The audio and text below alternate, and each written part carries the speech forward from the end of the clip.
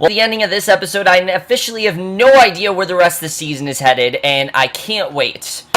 Hey guys, coming for UnREAL, Season 2, Episode 6, Casualty, and I was definitely looking forward to this episode. Look, as much as I didn't love last week's episode, because last week's episode was probably the worst episode of UnREAL, I think, so far. For me, at least, was the only episode I didn't love of this show, and for me, it was too dark. There were too many, I'm not going to say it's too dark, because this is a dark show, but there were a lot of things that there wasn't a lot of morality and decisions and things like that, and things I thought just happened too quickly. There was a lot of just shock value stuff going on, but this episode, this was most looking forward to, because even though we had that really ridiculous cliffhanger last week, I was hoping that this episode would really, showcase the aftermath of that, and boy did it ever, because this is UnREAL. This is the UnREAL that I loved. I loved everything about this episode. There were so many great things going on here, especially the ending. I definitely want to talk about that, but this by far is Shiri Appleby's, I think, best performance on the entire show. She really did an incredible job,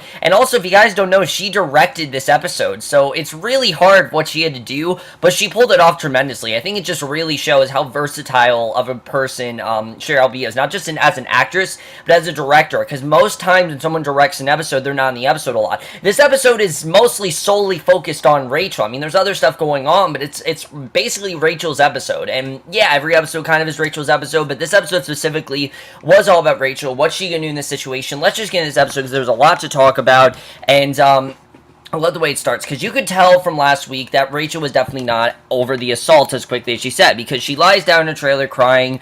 Chet comes in, sees her, she's still in her dress, and I'm really starting to like Chet. I don't know if they're trying to win us over, but I've really been liking what they've been doing with Chet, and I think especially after this episode, I've really been liking it.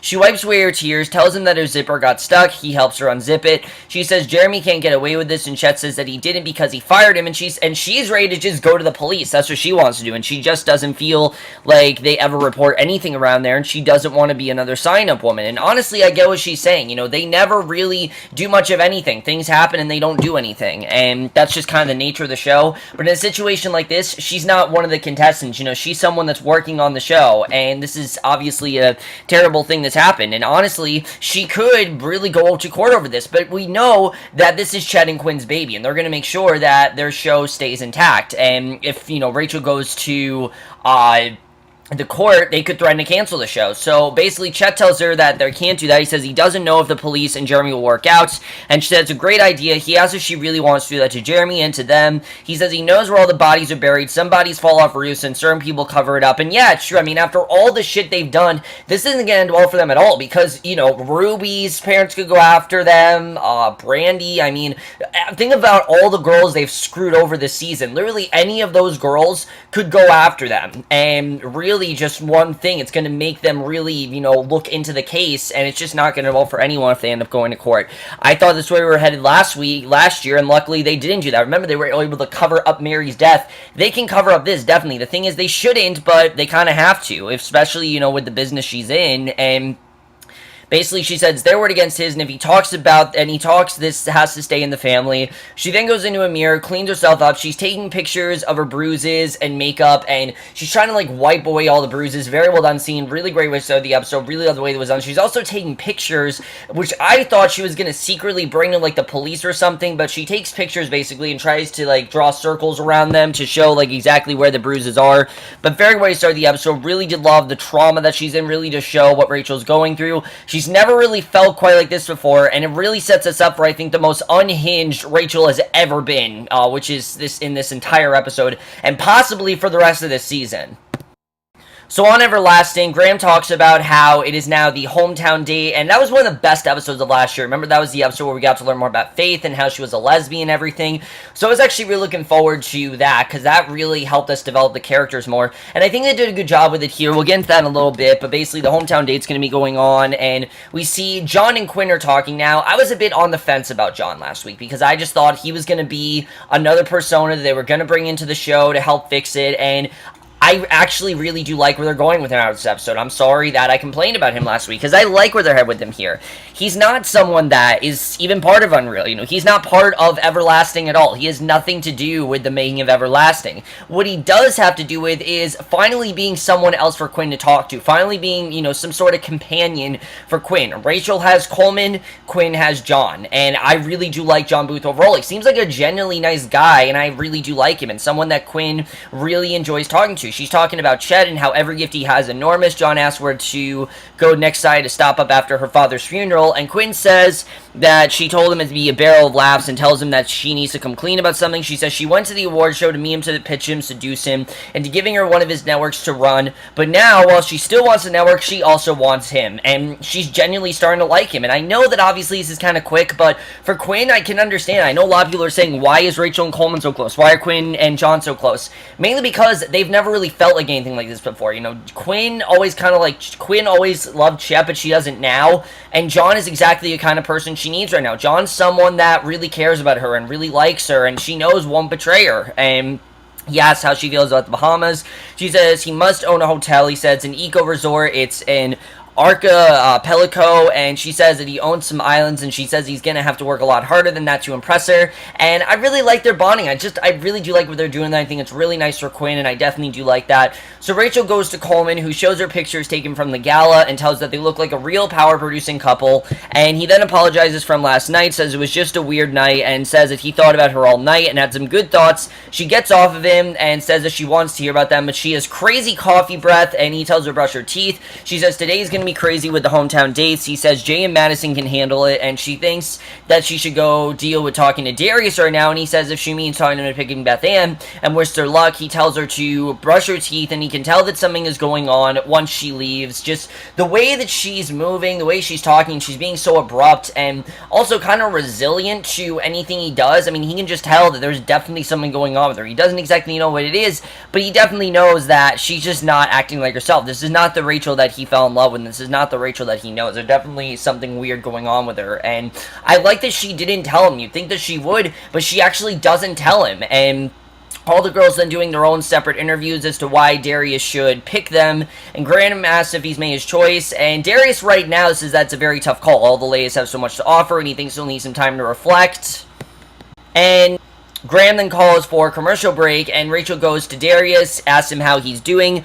Darius says that Chantal looked pretty good, and she asks if that's true. Why did he tell Graham he hasn't decided yet? And he says Jay told him to wait for dramatic tension. He says he's all about the ATM, and she says that he means Alabama. And he asks why he'd be going there. She says because he's going to pick Beth Ann, and he says he doesn't think so. She says last episode was really hard for what he did to Ruby, and he says it wasn't his fault, and she says that the fans now see her as this victim, and they got to make him look like a good guy again. Remember, to him, to all of them, he's trying to clean up his image. Now, yes, this is really about the epidural and everything what happened with his back, which I'm sure a lot of people are wondering why we haven't heard about that, because remember, he had the epidural, so that's why his back's not really hurting or anything, but he's also trying to clean up his image, and for that, they need him to be with the villainous type, which, of course, is the Grace of the season, Beth Ann. And there's no one better to terrorize him than Beth Ann. He says he's not going anywhere with her. He's not trying to get her to get lynched, and she says that's harsh. And he says it's realistic. She says if he wants to be realistic, he needs to know Chantal is a snooze, and he's going to smile, eat good food, go to bed just like every other person, watching the ratings will tank, and he's going to become the lowest rated suitor in everlasting history.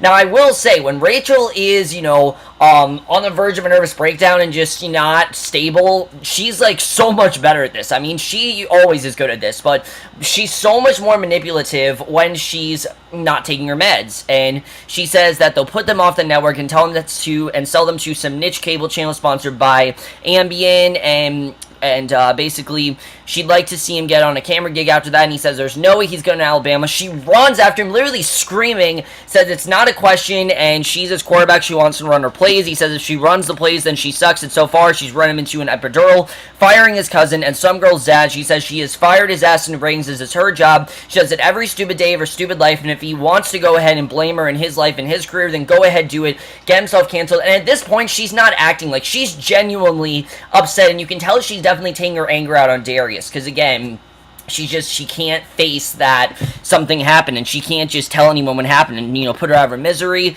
He tells her calm down, says it's okay. She says she doesn't know if she is. She says to just go pack for Alabama. He says he will. Everyone sees the entire thing unfold, knowing there's something going on, and Jay can tell there's something going on, but he also knows that Rachel's kind of bitchy right now, so he doesn't really want to do anything. So Chet goes to her, asks how she's doing. She says she's fine, walks away, and you can tell she just doesn't want to talk about it. She doesn't want to tell anyone about it. She doesn't want to know what happened. I think she just wants to pretend it didn't exist, which that's not the way to do it. If something like that happens, you need to admit that it happened and just get over it. And that's something that Rachel's not doing at all. She's not facing the fact that this happened. She's not facing the fact that she needs to do something about it. She's not really facing the fact that any of this, took place. She's just making it seem like, oh, this took place, not that big of a deal, when in fact it is a pretty big deal. I mean, it happened. It's not a good situation for her at all, and really, I mean, this was something that really affected her, and this was something that really put her through hell, and Jeremy really did this to her, and she needs to make this happen. You can tell throughout this episode, she just doesn't want to admit that it happened and really just wants to move on with her life, which is very Quinn-like of her, and even though, like I've said, Rachel's not like Quinn, you can kind of see how she's kind of starting to become like Quinn in the sense that she's focusing on nothing except the show and putting everything else aside of her. So Jonathan talks to Quinn about the room he has, and Chet calls her and asks her what's going on. She says she's at her father's funeral, and this is one of the best parts of the episode, because as much as I've liked the Rachel-Quinn confrontations we've been getting and them turning against each other, I'd much rather see them as surrogate mother and daughter, because it's just one of the best parts of the show. That is the central relationship, and if those two are not as close, the show's just not as good. And I will say that the whole Quinn-Rachel stuff hasn't really gone in the best direction. I mean, it's kind of made Quinn just look worse. It's made Rachel look like a bitch.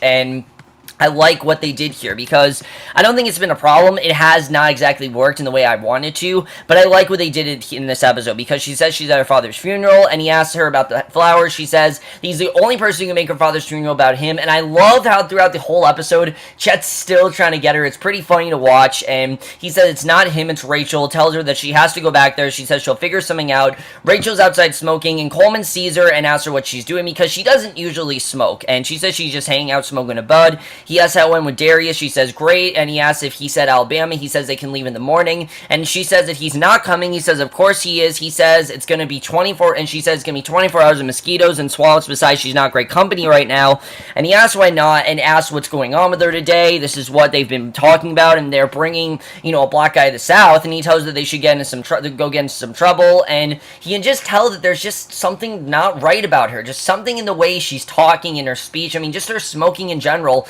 you can just tell, and that's something that Shiri Alpi did so well in this episode. Just very subtle stuff, like her flicking the cigarette, or just inflection of her speech, or just facial expressions. You can just tell this is not the same Rachel Goldberg that we've come to know for, the past 2 seasons. Definitely, there's just something off about her, and we know, of course, what it is, but she's not telling anyone what it is. She doesn't want to face what happened. She wants to pretend it never happened, and of course it did happen, and Rachel, Coleman, and Darius, and then on the way to Alabama. Darius says he's back in the plantation. Rachel says his ancestors suffered for years. He can survive a couple of days. Darius asks why he feels the need to take off running, and Rachel says that he shouldn't. These people are going to be great. They're going to love him. And Beth Ann's family comes out, and she welcomes him to Alabama, introduces him to her family, and everything seems good and dandy. And this is something that Coleman and Rachel are not exactly happy about, because they were expecting for something off about her family. I mean, you don't just get, like Rachel says, you don't just get the Confederate bikini out of nowhere, and there seems to be nothing wrong with her family. And remember, she is racist, but that's also how that was her upbringing, and they also are a huge fan of Darius Beck. Probably why there's nothing bad going on right now, at least. And Rachel runs out to cause trouble, and you can tell that definitely something is going to happen. You don't know what she's going to do, but then we get to one of the most unexpected team-ups of this episode between Madison and Jay. I really love this. Madison asks Jay what he means by Rachel took her, she's her girl. Jay says of course she did, she's a solid ratings gold racist, and she says she still gets the credit since her picture's still under the name on the board. He says at this point that she'll still be lucky if she still has a job. She says she doesn't know what he's talking about. Quinn loves her, and he says Quinn doesn't love anybody, especially not her, and Quinn's not even in charge, which, no, she's not. Rachel is in charge, and he says Rachel's down in Alabama creating some sort of Crackertown shit show. Well, they sit there twiddling their fucking thumbs, and she says they should look something up, keep these girls in the mix, and get the attention back on them. She says she agrees, and he tells her to put her thinking cap on because they got some work to do, and I really love this team up. I love seeing these two working together, and I just love seeing Madison be a lot more tough and just a lot less of this, innocent girl that's just going to give in to everyone's orders. She's not going to do that. I like seeing her and Jay plot against, plot to try to use the other girls. I love what they do in this episode, and it's definitely one of the best parts of this episode by far. So Quinn then tells John to grab a cup of coffee, take a look around the set. She'll just be a minute. He says to call him when she's ready. Chet goes to her. She asks to be called to her date. He says it wasn't a date. It was a funeral. She says the weirdest first date ever. He tells her something did happen. Rachel's in trouble. And Darius and Beth Ann's father are out shooting bottles. Rachel's outraged by how clean, fun the show's become because nothing's going on. There's no drama at all. And she thinks that it's a disaster. And again, Rachel, yeah, she wants good TV, but she's never this concerned about it. Like, she's never, so unhinged, and so, it's not that, it's never this imperative for her. And yeah, she's wanted drama, definitely, because of what's happened here, but just the way she's acting is not, again, how Rachel usually acts. And Rachel then gets a call from Quinn, who tells her that she just heard about Jeremy, and when she sees him, she's gonna chop off his balls, deep fry them, force him to eat them. And Rachel says to stop pretending she cares about her. Quinn says she does, and asks if she packed her meds. Rachel says, God forbid, she should have some of her own thoughts without pharmaceuticals pumping through her veins, and that, again, that's not something that Rachel would normally say. And Quinn tells her that she's been through a trauma and is in no condition to produce a show, so she's gonna get on the next flight. She hangs up on her, and this really shows us that Quinn, deep down, as much as she insults her and as much as she tries to take the show from her, she really does care about her, and she really does love Rachel like a daughter. I've said this many times, and it's true, she really does. And basically, Beth Ann then runs up to her, tells her that she has a big problem, and that is that she just found out that she's pregnant, that she was up late, she was late, but she figured it was just because of all the excitement from the show, and she doesn't know what to do, and this is the worst thing that could possibly happen, and she is in fact pregnant. And I really do like this twist. I think it goes in this really interesting direction. Rachel hugs her, tells her it's going to be okay, they're going to get through it together. Beth Ann says she doesn't want Darius to know about this, especially since it's not from Darius, it's from her ex-boyfriend Brock's DNA, and she says that he's been to prison and he's got to affect a baby. And Rachel asks where he is. She says he lives just 2 streets over. She's screwed. And the second Rachel says this, I'm like, she's gonna try to bring Brock on the show. I know what Rachel's gonna do. And I didn't have a problem with this because, again, Rachel's not herself right now. Rachel's not thinking rationally. Rachel's just gonna do whatever comes to her mind. Again, she hasn't taken her meds, so whatever she thinks, she's just gonna do. That's just how Rachel's gonna act right now. And yeah, it's immature of her, but again, she's had problems. I've talked about this before. Rachel, this show really is about the addiction of Rachel and her struggling with depression. Season 1 was her basically knowing about it and trying to, conceal it. Season 2, I think, is her completely ignoring it. She doesn't want to face the fact she does have this depression, and she doesn't want to come out of it. And I think that all started by episode 2. If you remember, there's that scene where Rachel literally throws the pills in the garbage. I think that was the moment where Rachel was just like, fuck my depression, I'm gonna go on my life, I'm not gonna care about it, and I'm just gonna pretend it doesn't exist. And she has, but the second that she goes through a trauma, then this happens to her. And the fact she doesn't have her pills or a care package or anything, and the fact that she's ignored her depression has led her all to this. And that's something I think the show showed very well, and definitely I think one of the best aspects, not just this episode, but this entire season, is that characterization of Rachel. Is that Rachel's not a bad person, but she doesn't understand that she has depression. She has this critical, and she has this very bad disease, and there's something she needs to do about it, and she's not doing anything about it. And because that's what's making her the way that she is right now. So back to Beth Ann and Rachel. Again, Rachel asks where he is, and Rachel literally says she should just quit the show. Literally says that. And Beth Ann says she doesn't want to. She says she's really starting to feel a connection between her and Darius by the power of the show. And Beth Ann asks if she really thinks that he could ever accept another man's child. She says she said it herself. He's like the greatest guy ever. She agrees he'd be a good dad. Rachel says that her father wasn't her biological father, but he loved her. And this, I think, is true. I don't think Rachel's lying here. She says her mother so much. She was loved, and she's just telling her this, that does not have to be over for her. They can work this, but she's just going to have to listen to her advice. She does this, that she doesn't want to leave the show. She says she doesn't want her to either. They hug. Rachel says she's going to win this entire thing. And again, this isn't obviously true, but Rachel's just trying to motivate her right now. But then we get, I think, the best scene with Quinn we have ever gotten. I mean, this is probably the contender, I think, for Constance Zimmer's best scene in this entire show. I mean, this sums up Quinn's character so well. It shows the protective side, it shows the controlling side, and it just shows the devious side of Quinn that we all love. We go She goes to Jeremy and calls him a steaming pile of shit, and he says it's not nice to see her. It's nice to see her too. She has to be beat her up. He says that's not exactly how it happened. She says his hand was on her left bruises. That's not a thing. There's not a thing in the world that makes that right. And he says her elbow to his nose broken first. And again, he's trying to play the victim card as usual, and she says she's 5'2". There's no excuse ever. He says he can't believe she's still defending her when she walks around like this little troll everyone feels bad for. Quinn says he's an idiot. He says to wake up, that she's ready to leave. You know, she's just ready to leave because she doesn't want to deal with this shit. But he literally tells her to wake up, that she stole her show, it's gone, somebody need to stand up to her. And he literally makes it seem like, oh, it was my duty to do this, like, you were the one that wanted me to do this. And yeah, I mean, Quinn did want to steal, but she wouldn't hurt Rachel, and she literally pinches his balls, which was awesome, and asks if that's right. She asks if he wants her to hit her, does that get him off, and tells him to, and she lets go of him. She says next time she's cutting them off, and tells him to get out, never come back. And I'm assuming this is the last we're going to see of Jeremy. I don't think we're going to see him again. I'm hoping not, at least. Now, I have heard from Josh Kelly that this is not the end of Jeremy. I feel like he is going to show up again in the finale. But for right now, I think it's going to be the last time he's a main character. Like, we're not going to see him a lot anymore, definitely. I think this is definitely to show that we're not going to see him nearly as much as we have him, which I'm glad we're not, because after what he did, it's very hard to forgive him. And I understand, obviously, why he did this now. You know, he felt that he was supposed to do this. He felt that this is something that Quinn wanted him to do. And honestly, I do kind of feel like this is kind of Quinn's fault, in the sense that she was doing all this stuff to Rachel. I think he just felt entitled, like he was supposed to do this. But obviously, when Chet said to do something about Rachel and, you know, go for it, he didn't literally mean to hit her. He did not mean that. I think Jeremy took it completely the wrong way. I don't know why the hell he did this, but regardless, he hit her. He can't take it back, and I like seeing the mama bear, you know, Quinn, come after him. I thought was awesome. Absolutely love that. One of the best scenes of the episode by far. But then we see John is backstage, tells Waggerstein that he loves the Mirror of Truth, and Jay and Madison both agree that they did. Jay says she came with the concept, but he's the one bringing it to life. And again, I love the team between these two, them arguing and them working together. Tells him he needs to remember drama, drama, drama. And Waggerstein says they're being very resolve-oriented, and tells John that she likes her segment to explore provocative topics, relatable issues about female self-image and empowerment. Remember, she wanted her own segments, and she hasn't gotten them. And finally, Jay and Madison seem to be giving them to her.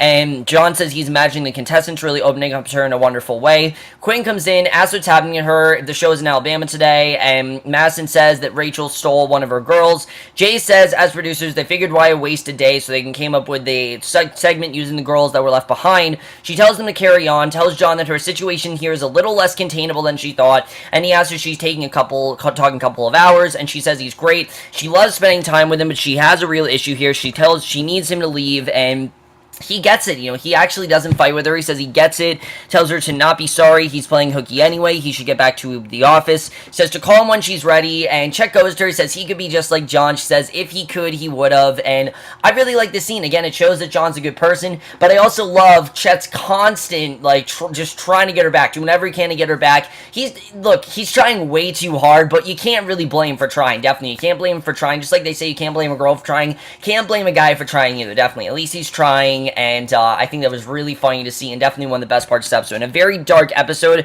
I like that we definitely had some light stuff going on here, such as what was going on with Chet. Very funny stuff. Definitely one of the highlights of this episode and of this season for me.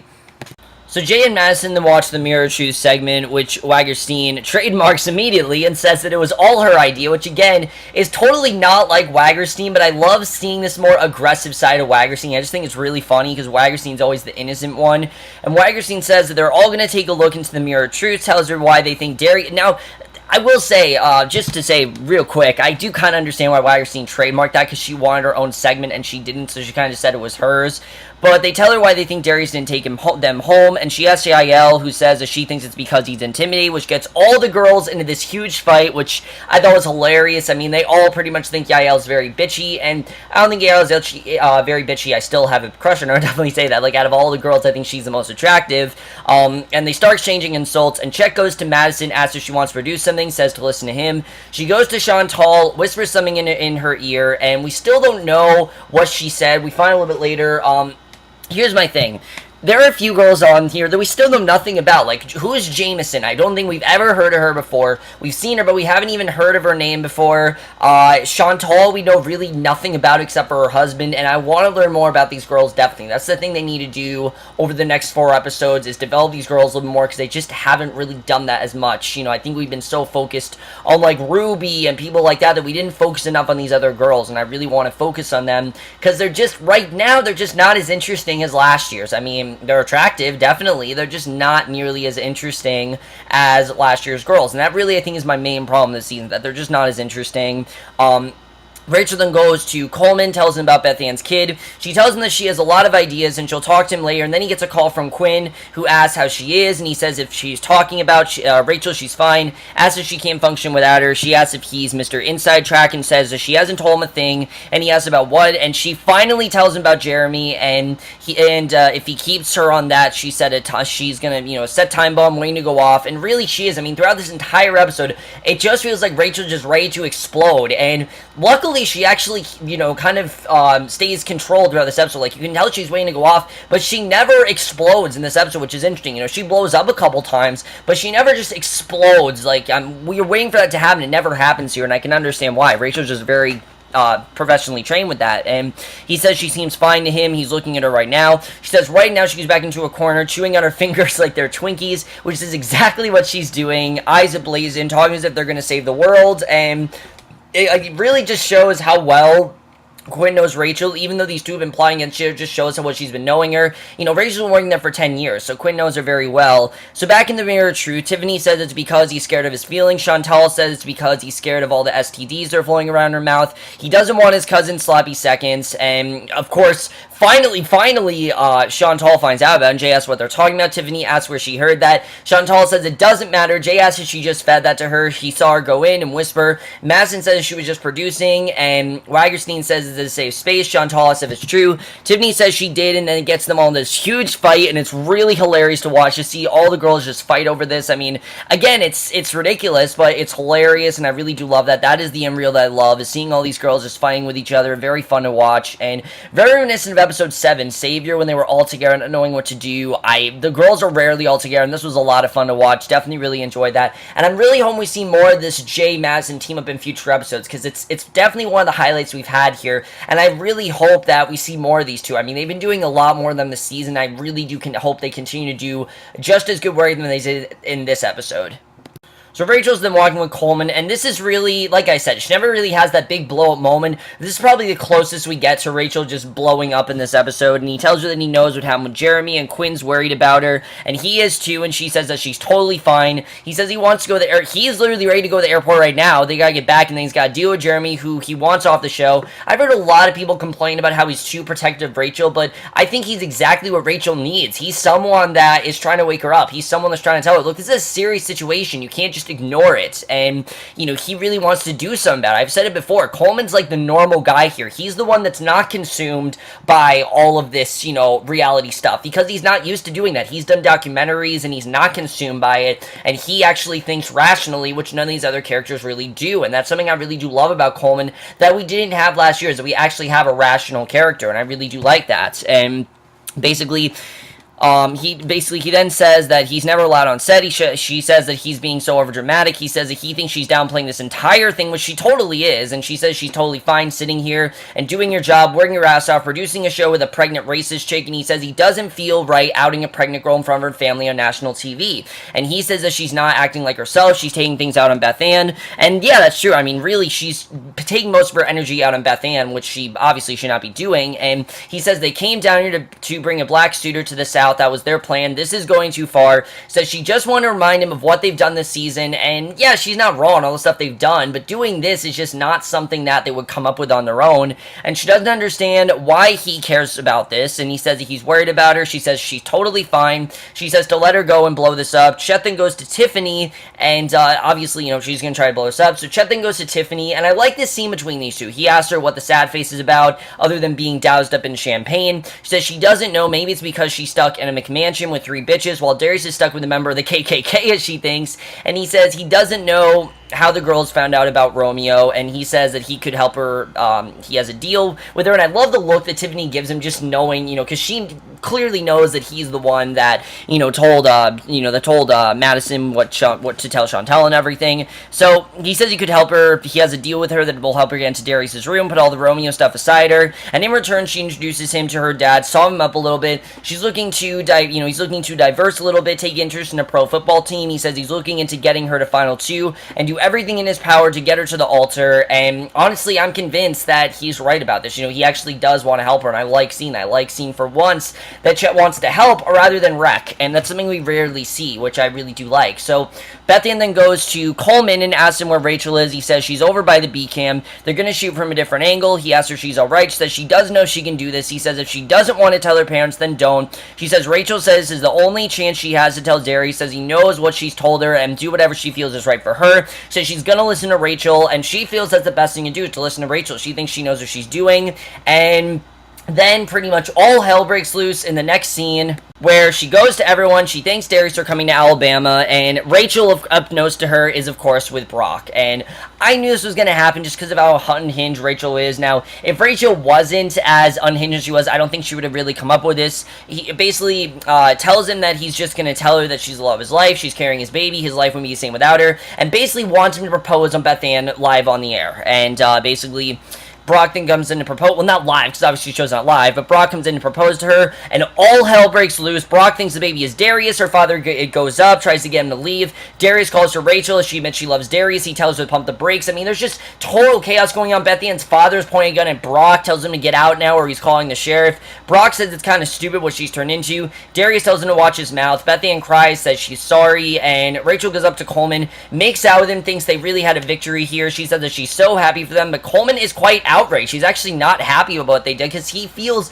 they went a bit too far, which honestly I think they did. I mean, what they did here was just really devious, really crazy, and really just was kind of unnecessary. Shouldn't need to bring in Brock. There was no reason to do that. I don't know why Rachel did that, but of course Rachel is not herself right now, so I'm not going to get upset that the show decided to do this, because this is Rachel, not thinking rationally. Usually she does think rationally. Well, not always she thinks rationally, but in this case she would, and this is when Rachel doesn't think straight. She does things like this, and obviously Coleman knows she definitely went too far, and he knows why she went too far, definitely. So basically, Darius then comes back, and right away Tiffany's on his bed. I love how he's like, it never ends. I love that line. And I love how Darius is just getting more and more tired of doing the show. It's just really funny to watch. She welcomes him home. She says she just had to talk to him. She says she really likes him and she wishes he would have picked her. He asks if she thinks he wanted to get attacked by Beth Ann's meth head boyfriend, and Darius says he's been manipulated, and she says she's been manipulated ever since she got here. Darius asks what she's talking about. She confesses what she did to Romeo, and I like seeing this conversation between them. I definitely do like that. I think it definitely puts Tiffany in a better spot, because I think Darius was kind of set on cutting her, but I like that she's put herself in a good spot. Like the way that was done. Rachel and Coleman then come in, and finally, and Rachel tells her they need to talk. Coleman tells them they all need to talk, and finally, they get to have a conversation about what they want to talk about. He says that he doesn't know what the hell's wrong with them. There's procedures for things like this. They need to call the police, get a police report, then call HR, and Chet says that no one's calling the police. It's been decided. Him and Rachel already discussed it, and Quinn agrees no police or investigation. That's best for everyone. Coleman asks her what she wants to do. It's her decision, not theirs. He tells her he's there for whatever she wants to do, and she tells him she wants to drop it and not go to the police, but I think it's mainly because she knows deep down she's not going to win. That's why she said this. I think deep down she does want to go to the police. She does want to do something, but she knows she's not going to win here. This is not her battle to win, and even though Rachel, she is the showrunner, Quinn and Chet are always going to have power over her. I think that's something she's just not going to be able to overcome. They're always going to have power over her. Even though Coleman wants to help her, they're always going to have the power over her, and there's really nothing that anyone can do about it, really. And I think that's definitely something we see here. So Coleman says they should be ashamed of themselves. Chet asks what's happened to their family. Chet says ever since Coleman showed up, everything's gone to hell. Chet says he thinks Rachel's in love with him. He's never seen love like that before. Quinn says she has. She then leaves and calls who we think is John at the time, but it's actually not John. We'll get into that at the very end of the episode, because it makes so much sense why she calls who she does, but it's so well done.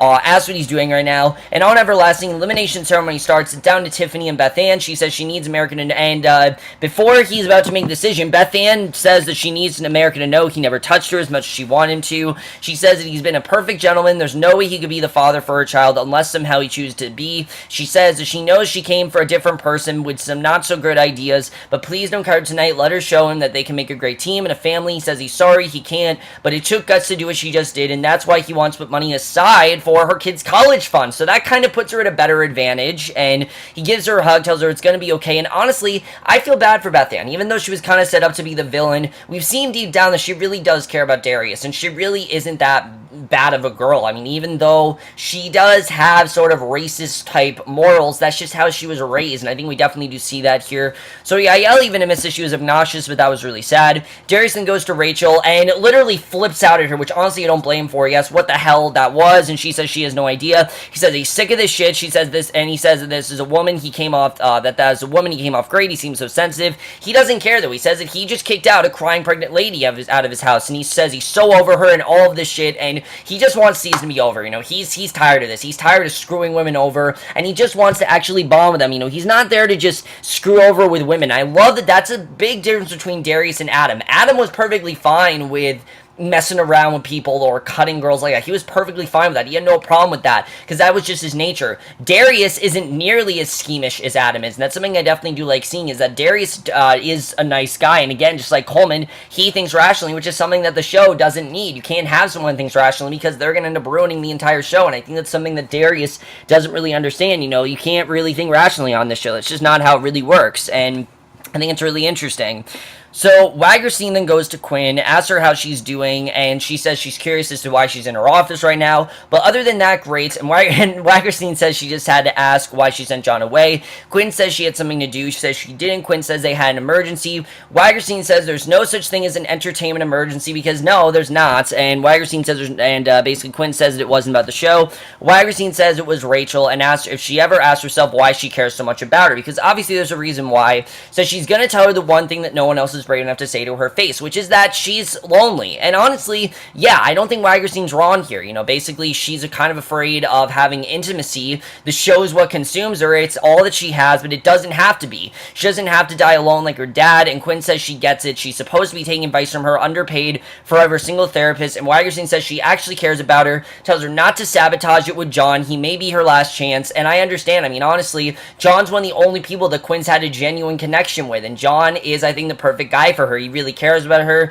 he really likes her, and I think it's like the perfect person for Quinn to be with. So Quinn really should not pass this up. It's one of the best opportunities for her, and if she doesn't, you know, she does ruin this, because this could really cost her, definitely, and I really do like that Wagerstein is on her side here.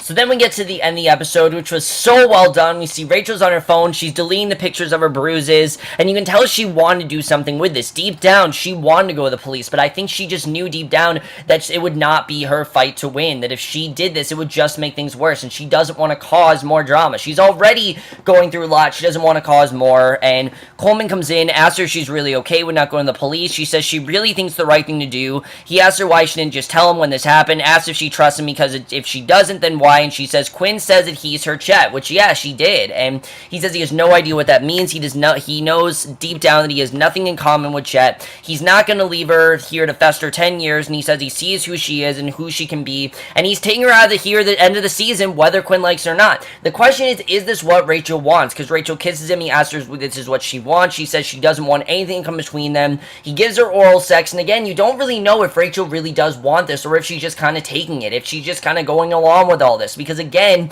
she is suffering with her depression. She's definitely not better, you can tell. She's definitely a little bit more calm, but she's still not better. She's still definitely getting over what happened, and Quinn is by herself. She makes a call to John, who tells her to stop stalking him. He asks her if she was thinking to post brunch. She says she has a big day tomorrow, something she's kind of set into motion, and we then get to the end of the episode. We see a van pull up, we see someone comes out, and it's Adam. Adam comes out, says, "Here we go again." Adam clearly is there for a reason. I don't really know why he's there, but that is how the episode ends. Adam is back. I can't believe he's actually back, but that is the way the episode ends, and let's just get into this, because this really is crazy. So overall, guys, for me, this is what Unreal should be. I mean, this to me is tied with the second episode. I absolutely love this episode. Amazing stuff going on here. But let's talk about this, because what is Quinn really getting at here? Why has she brought Adam back? I mean, is she trying to say that Rachel was just in love with Adam as she is with Coleman? I don't really know, because if that is, that's definitely not the case. I mean, I think Rachel and Coleman were definitely a lot more in love than Rachel and Adam ever were. Rachel and Adam, to me, I mean, as much as I wanted those two together, I don't think they ever could be together. I've said it before. They just can't be together, because Rachel always chosen the show over Adam, and Quinn was the one that sabotaged that. Rachel wanted to be with Adam, but Quinn sabotaged it, and remember, they were going to run away together. So I don't know if Adam's going to come back to try to sweep her off her feet. I don't really know what he's going to do, but I knew that Adam was going to come back at some point. It was heavily rumored that Freddie Stroma would come back, and I'm thinking he's going to come back. I don't know if he's going to be on for the rest of the season, but it's just awesome to see him back. I'm looking forward to seeing what they're going to do with him next week, because that's going to be really interesting. As far as Rachel, though, you can tell she's definitely not over what happened with Jeremy, and it looks like next week she might end up calling the police, but not because of what Jeremy did, but because of a stolen vehicle. I don't really know what's going to happen there. But something is definitely going to happen with Rachel. I mean, I don't think Jeremy's going to get away with this. I think she's definitely going to make sure he doesn't get away with this. She's going to do something. It's just not right now. Right now is not the time to do it. I don't know when she's going to do it, but definitely something's going to happen there. I can't wait to see the way that all turns out. As far as Quinn and John, I do agree with Wagerstein. John is the person that Quinn needs. Quinn, doesn't really have anyone in her life that she's really close with, and John's the perfect person for that. I think definitely that she should listen to Wagerstein's advice. That's totally who she should be with. John totally is someone that cares about her, and I think Quinn really should try to be with him. We'll have to see the way that works. Is Coleman really going to take Rachel out of the show, though? I don't really know if she's going to let him do that. We'll have to see what happens with that.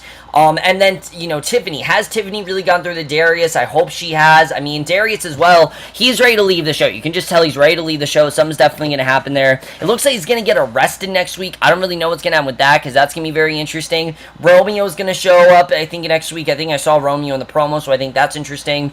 As far as what happened to Beth Ann, I mean, Beth Ann's family get over this. This is a big deal, but they will get over this, because they know it's not Darius that had anything to do with this, and I'm not saying Beth Ann deserves it, but they'll get over this. Ruby's family, it's going to take a while for them to get over this, as well as what happened with, Brandy's family and what happened with all of that. I think definitely it'll take them a while to get over it. But let me know what you guys saw this episode. I really love this episode. For me, this was, return to form for the show. Not that I didn't like last week's episode, just it was not what the show should be. This is more of what Unreal is. Unreal this is definitely less of a mean-spirited episode. I like seeing Rachel and Quinn back on that mother-daughter type side, and also Rachel still, even though she's the showrunner, doesn't seem to have much power against Quinn and Chet. I definitely do like seeing how Chet's trying to become a better character. They're definitely trying to do more stuff with Chet to make him a better character, make him just more interesting overall. But I want you guys saw this episode with your thoughts on it. We'll see you guys in my next one, which will be for tonight's episode of Pretty Little Liars, and we'll see you guys for that. And sorry guys, this review takes so long. Meant to